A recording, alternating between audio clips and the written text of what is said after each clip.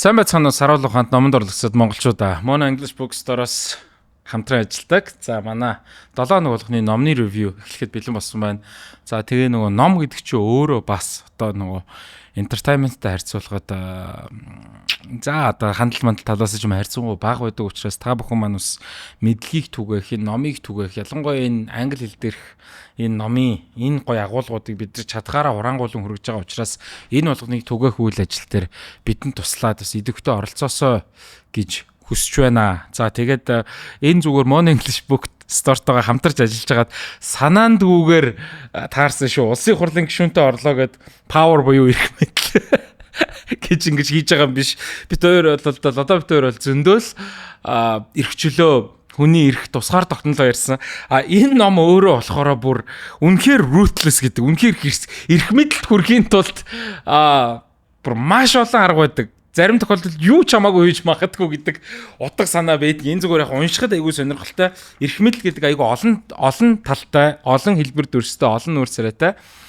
Тэгээд бүр ингээд Макиавеллигийн философи явж байгаа тэр нөгөө алдартай тэр сайн нөгөө бурхан болцсон 99-д Хенри Киссинжер бурхан минь тэр жижиг улсуудад ямар аллаг маллаг үлдчихсэн. За тэгээд Элизабет хатматны ингээд жишээнүүд ингээд айгүй их байдаг л да. Анх нөгөө гэрлийг зохион бүтээсэн Томас Эдисон тэр тэгээд 48 Laws of Power гэж байна. Тэгээд ер нь хүч эрх мэдлийн ингээд 48 хууль гээд тэгээд энийг өөрөө хэд хэдэн хэсэгт хуваагаад тэгээд 40 ерөөсөө л ингээл 48 жишээ явал эрх мэдэл гэдэг ингээд анх ингээд авахд ийм байдгийг бусдыг байлдан дагуулхад ийм байдгийг төгсгөлийн end game буюу те төгсгөлийн тактикийг ингэж хийх мэтчлэн их гой сонирхолтой table book байгаа. Хаанаас нь ч уншсан одоо нөгөө одоо жишээ нь энэ голоос нь ингээд харах юм бол 14 дахь ингээд юу гээд 14 дахь хууль маань гэдэг гиснэ найз шиг аашилж тагнуул шиг ажил энтер гэдэг. Тэгэнгүүтээ ингээд их гой сонирхолтой гэдэг Дүвиний жишээнүүд гих мэтчлэн зүйлс бол ингээ байдаг. За тэгээ ном бол үндсэндээ бол нэг юм 7 хэсэгт бол хуваагдаж байгаа. Тэгээд хамгийн ихний хэсэг бол ерөөсөө эрх мэдлийн foundation буюу суурь, эрх мэдлийг яаж олж авдаг юм бэ гэд. Тэгэл ерөөсөө анханасаа л хаалга өшгөлж гарна гэдэг шиг энэ ном маань бол одоо маш хүчтэй жишээгээр бол эхлэн never outshine the master гэдэг чинь бол одоо үндсэн master, үндсэн одоо удирдгчаас илүү гарч болохгүй гэдэг бүр Луи хааны жишээг ярьж байгаа. Өөрөөсөө бол тийм хамаагүй одоо хүчтэй, аризмтай, мэдлэгтэй хүмүүсээр ингэж хүрээлүүлдэггүй байсан талаар за тэгээд одоо бүр хаа байсан Стив Джобс хүртэл ингээд Apple-ийн executive-үүдийг бол одоо тэр нөгөө Джон Сколыг хүртэл ажлаас ингээд халсан жишээ мишээ ингээд ярьж байгаа юм л да. Тэгээд тэдрийг бол ингэж хойшоонд байлгаж ямар ч үс өөрийнхөө үгээр байлгах энэ бол эрх мэдлийн нэг хэсгэ гэдэг юм бас хэрцгий хатуу зарчмуудыг бол ингэж айгүйх ярьж байгаа. За тэгээд дан найз нөхдөөрөө хүрээлүүлэх биш бас дайснуудаараа хүрээлүүлэх гэдэг их сонирхолтой концептыг ярьж байгаа. Америк нэгдсэн улсын 16 дахь ерөнхийлөгч Abraham Lincoln бүр ингээд өөр намынхныг хүртэл ингэж кабинетд оруулж ажилуулдаг байсан. Ингээд тухайдаа тэр хүмүүс ч гэсэндээ тэнд нөгөө нэр хүндтэй ажиллах ингэж маш том дарамт хэрэгцээ шаардлага үүссэн байдаг гэдэг талаараа сая Хенри Киссинжерийн талаар ярьлаа. Шаардлагатаагаас харьцангуй бага ярьжи гэдэг талаар одоо Киссинжерийн энэ бол нөгөө цэвэр дипломат ажил дээр дипломаси тийм ээ дипломат үйл хэрэг дээр бол одоо өөр улсуудтай харилцахдаа бусад хүмүүсээр одоо илүү хэлүүлэх ухаанда энэ бол эхний эрх мэдлийг авж байгаа гэдэг утга санааг бол ийм жишээ бол энэ байгаа. Одоо би энэ болгон дээр 48 бол ингээд дуртах нь хаашаа ерөнхийд нь ингээд та бүхэнд санал болгоод явчих гэж бодож байна. За тэгээд номны 2 дахь хэсэг бол strategy and manipulation гэдэг бол хэсэг байгаа. Бусдыг бол хэрхэн удирдах уу, ямар тактикаар явах уу гэдгийг бол бас бүр хаа байсан тэр Гандигийн жишээ. Ганди байна. Бүх цаг үеийн хамгийн том хөрөнгө оруулагч Warren Buffett-ийн хүртэл ингээд юун дээр байгаа. Одоо ингээд бусдаа ингээд харилцдаг дээр байгаа. Бүр энэ гэрэл Томас Эдисон гэдэг байгаа. Жишээ нь Ганди дээр бол ингэж байгаа байхгүй юу? Үйл хэрэгээрээ одоо ялах хэрэгтэй. хизээч хэрүүлэр бишээ гэд тийм ээ. За тэгээд тэрийг бол одоо мэдээж одоо Английн ямар амар том хүчирхэг empire-ийн эсрэг тэр акшн гэдэг зүйлээр зөөлөн хүчээр ялсан талаар одоо энэ ном дээр бол дурдж байгаа. Энэ бол маш том тактика. Манай монгол хэлэнд зөөлөн хатуугаа идэх гэж ярьдаг.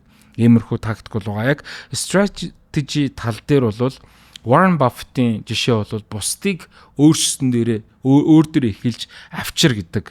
Одоо ухаандаа ерөөсөө юу яа? Гэрээ хэлцээр хийх гэж байгаа бол эхэлж битгий саналыг тавиа гэдэг жишээг бол Warren Buffett-ийн маш олон юунаас бол одоо харж болно. Тэр юун дээр бол нөгөө энэ ном зүгээр жоохон хэрцгий юм шигээ санагдаад байдаг гэдэг нь нөгөө л Эдисний ихгүй Tesla-гийн санааг аваад өөр дээрээ наацсан. Бусдаар хэлгээд өөр дээрээ энэ санааг нааж болно гэд. Энэ ном юу шүү? Бусад одоо бидний нөгөө book review-нуудтай харьцуулахад бол нэг найл гэж ярьдаг те бид нэр хүн таалагдах гэж ингэж яаж байгаа юм биш зүгээр л эрх мэдлийг ийм аргуудаар бас авцсан байдгийм дөө гэдэг утга санааг бол ингэж хэлж байгаа. За тэгээд тэрэндээ ч тэр 3 дахь хэсэг бол control and defense гэж байгаа. Ер нь альва зүйлийг ингэж өөрийн удирдлагт оруулах тал дээр бол бас эвгүй жишээнүүд бол авж байгаа. Тухайдаа нөгөө Роми эзэнт гүрэн Carthage гэж сүрүүлж исэн. Бүр дахиж эргэж босхгүй болтол нь сүрүүлж исэн талаар. Тэгээд нэгсэндээ тэр бол дайснаа нэг мөсөн бяцал гэдэг юм бүр юу эрх мэдлэгч ярьж байгаа. За тэрэн дээр бол нөгөө ахаал Киссинджерийн санаа орж ирнэ л дээ. Америк, Хятад одоо Орос зөвлөлт тийм ээ. Яг тэрэн дээр бол ингээд хин нэгнтэй 100% хин нэгнтэй 100% битий нэгд гэдэг ингэж одоо нэг хуулиндаа 48 хуулийн нэг дээр нь бол тийм ээ бүгдэнтэй ялангуяа тэр улс төр дээр дипломат харилцаан дээр бол ийм том гүрнүүд дээр ямар нэгэн байдлаар урвах гэх юм уу бүр тийм орон зайг бол үлдээх талаар ярьж байгаа. Энэ гэхдээ яг бас уншихад бол зүгээр маш сонирхолтой тийм 48% гэдэг. Одоо жишээ номны 4-р хэсэг дээр нь бол image and influence гэж байгаа. Харагдах байдал төр нөлөө бүхий талаасаа бол нэлээд ярина. Одоо нэг chapter гэдэг байхгүй play a soccer until you play a soccer to catch a soccer гэдэг. Тэгэд энэ дэр юу гарч ийн гэхээр одоо бүх цаг үеийн хамгийн ухаантай хүмүүсийн нэг Rockefeller зүгээр л юм энгийн хүн болж жүжиглдэг байсан талаар тэгээд бүр ингээд чив чимээгүй хүн ингээд монопол эрх мэдлийг ингэж бий болгодог байсан талаар ингэж гарч байгаа. За тэгэнгүүт ингээд Richard Nixon бол одоо жишээ нь маш тийм цэвэрхэн дүр тоглодог байсан.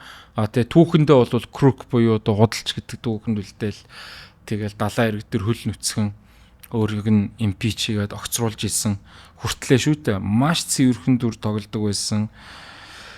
Байнга өөрөө одоо энэ имиж талаас нь бол өөрийгөө бол байнгын бүтээж явах хэрэгтэй гэх. Төнгөд хаагас Маданагийн жишээ байгаа байхгүй. Нэг 10 болгон өөрийгөө ингэж дахин бий болгодог байсан гэдэг жишээ бол номны 4-р хэсэг дээр бол ингэж бол гарч ирж байгаа. За тэгээд 5 дахь хэсэг дээр нь бол boldness and timing цаг хугацаа гэдэг бас зоригтой байдал гэдэг бол одоо маш чухал орж ирж байгаа. За тэгээд энэ дээр бол Alexander the Great тийм бүр тэр юуг яаж исэн тэр Аз руу явж исэн бүр амар тийм ер нь бол зориг дээр тулгуурласан гой жишээнүүд бол байдаг. Энийг бол та бүхнийг унших юм бол их гой юмнууд гарч ирнэ. За бүр одоо би бол ярмаар гоо Майкл Жордан мордны хүртэл жишээ байгаа юм л да. Тэгээд ер нь бол яг энэ boldness and timing-ийг бол та бүхэнд үлдээчээ гэж бол бодож байгаамаа. За тэгээд номны 6 дахь хэсгээр бол flexibility and deception буюу альва зүйлд тийм уян хатан байх гэдэг утга санаанд дор одоо Трампын, Галилеогийн тэр нацигийн ард Геббельсийн жишээнүүд бол энэ номны гоё нь амар олон төрлийн олон талт жишээ авч ярьдаг нь их гоё юм бэлээ. Тэгээд 48 хуваацсан учраас хаанаас нь ч уншихад айгүй их тийм нэг тийм урт long read бол биш гэдгийг хэлмээр байна. За тэгээд мэдээж хамгийн сүүлд нь бол end game power moves гэд бусдад ер нь ингэж нөлөөлөх, бусдыг бүрэн утгаар нь яаж байлдан дагуулах уу гэдэг. За тэгэл ерөнхийлөгч Америк нэгдсэн улсын 35 дахь ерөнхийлөгч Кеннедигийн харизм орж ирж байгаа. За тахаа байсан Брюс Ли, Гитлер, Princess Diana-гийн гой жишээнүүд. Тэгээд энэ ер нь хууль болгон 48 laws гэх тухайн одоо хууль энийг бол хууль гэж ярьж байгаа. Энэ болгон өөрийн гэсэн сургамжтай байдаг талаар бол ярина. За тэгээд Robert Greene-ийн энэ ном бол манай Mon English Bookstore дээр худалдаалагдж байгаа. Та бүхэн бас ингээд хараад аваад унших юм бол зарим нь амар хэрцгий юм шиг, зарим нь хэрэгжүүлж болохгүй юм шиг юм сонирхолтой жишээнүүд байгаа шүү. Тэгээд анхаарал тавьсан баярлалаа.